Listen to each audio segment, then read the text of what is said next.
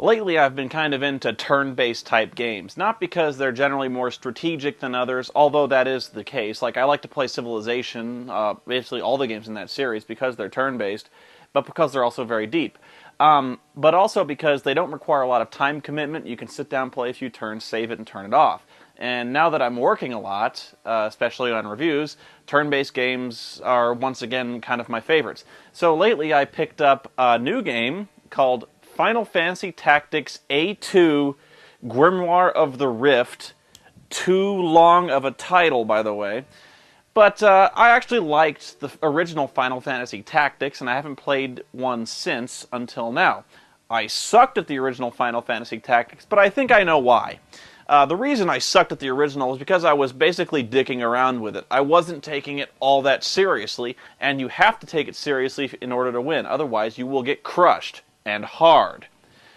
You have to be able to build a winning team. So, when I picked up Final Fantasy Tactics A2 Grimoire of the Rift, I decided I was going to take this shit seriously. So, I played through it for about 10 hours, and I have reached the following conclusions. It's okay.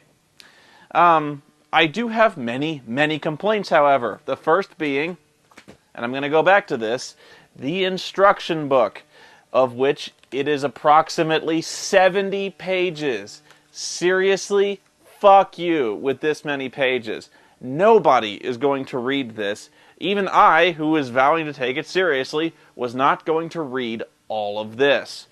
Second, and I don't know how well this is going to come across on the camera, this game takes place in the world of Final Fantasy XII, which may already be an immediate strike against the game for some of you, but I will just say this: I hate the art style for Final Fantasy XII, at least in this series.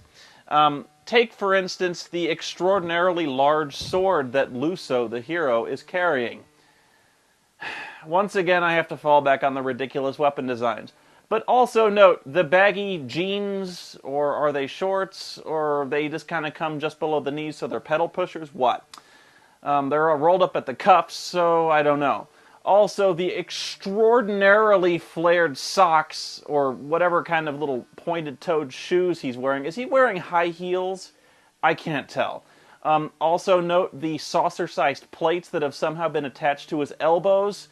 Also, maybe I'm just a hater, but I also hate Moogles.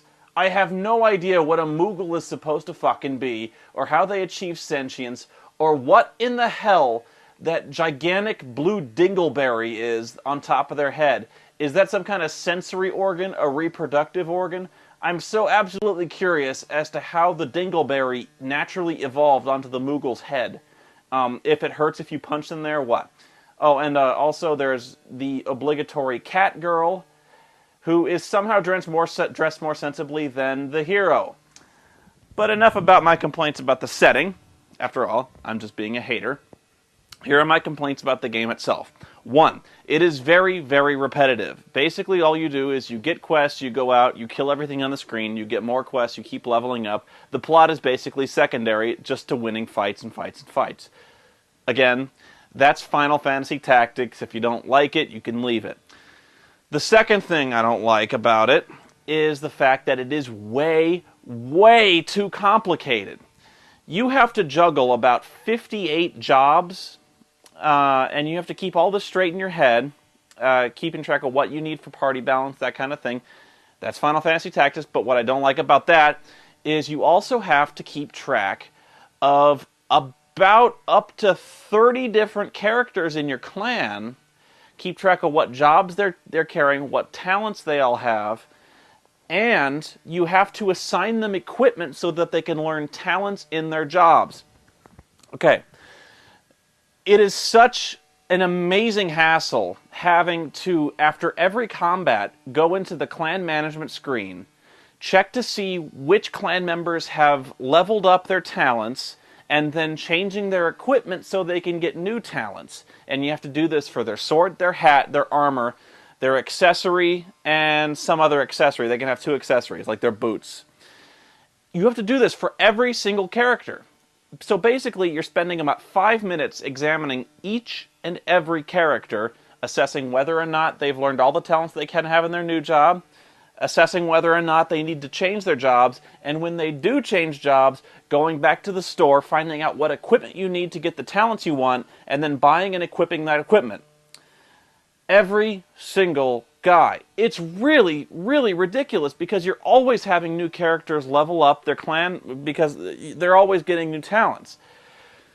It's honestly, it's ridiculous, and I haven't even gotten the full spread of characters that I can get. Right now I'm dealing with about 6, and I'm still spending about 10 to 15 minutes after every combat checking and reevaluating and reassigning talents. Just keeping the job straight. And that's for 58 jobs. I know, it's just too much. I guess my problem with that is it's way too complicated over Final Fantasy Tactics, which was already pretty complex. There is so much micromanagement that goes on in this screen. You will spend about 3/4 of the game outside of combat just fucking with your characters and trying to keep them balanced. The last thing, and the most common thing I think people complain about, are the judges. For those of you who don't know what goes on with these type of games, Final Fantasy Tactics and I think the previous one, is that before every combat, a judge will come down and issue some kind of law, which is like a restriction on what you cannot do during combat. And these restrictions will generally fall in the vein of you can't use fire magic, or you can't use ranged weapons. And sometimes they'll be a little more convoluted in that they'll say, you can never hit an enemy in the back, or you can never hit an enemy with area effect spells, or you can never hit an enemy more than 1 space away, which is not the same thing as not using ranged weapons. The problem with that is, if you do not follow the law, you can't get your characters raised, you lose experience, and you lose the item bonuses you get for winning the combat. Not a big deal, you might think, but here's the bullshit of it. You will get screwed more often than not on these fucking judges. For instance, I get this judge who comes down and says, you can't hit anybody in the back. Fine, no problem, I can play by that. But the problem is, my main character gets charmed by another character, and my charmed character goes behind my white mage and stabs him in the back. The judge comes down and throws my red card. He goes, violation! I'm like, that's bullshit. I had no control over that whatsoever. That wasn't even my move. That was somebody else charming my guy who caused me to violate. It's crap. What was the other one? You can't hit any character more than 1 space away. Okay, so that's fine. So I just decided I'm not going to ever use magic, I'm not going to use ranged combat. What my monk then proceeds to do is punch a guy so hard it crits him, and whenever you crit a guy, he flies back 1 space. So at the end of the turn, I have just punched a guy who ended up more than 1 space away from me. I get the violation thrown on me, and I lose all my stuff, and I lose my experience bonus, all that shit, and I can't even argue with the ref because you just can't. I have no control over this crap, and you are going to get violated so many times doing this stinking thing, you will really want to throw your DS across the room. I'm going to get hate mail for this. I know, that's Final Fantasy Tactics. I guess I'm just not smart enough to get it. But even if you're a big fan, you got to admit the judges are bullshit 99% of the time. So, do I recommend this game? Tough question. You know what, I will admit, I am kind of having fun with it despite myself, but I think I'm going to get real tired of it real soon, because, like I said, I am messing way too much behind the scenes, keeping my characters equipped, trained, and in order. I do think, however, I won't spend much more time than I'm spending now, because I think what most people will do is just kind of have an elite squad of 6 guys, and really just invest all your time and effort in keeping those guys top notch. I don't think you're going to spend all the time keeping like 24 guys finely tuned and honed for combat. Probably not the best idea, especially if you want to keep sane. But that's Final Fantasy Tactics A2 Grimoire of the Extraordinarily Long Title. I'll be back with more Final Fantasy VIII next. You just wait and see. God help us all.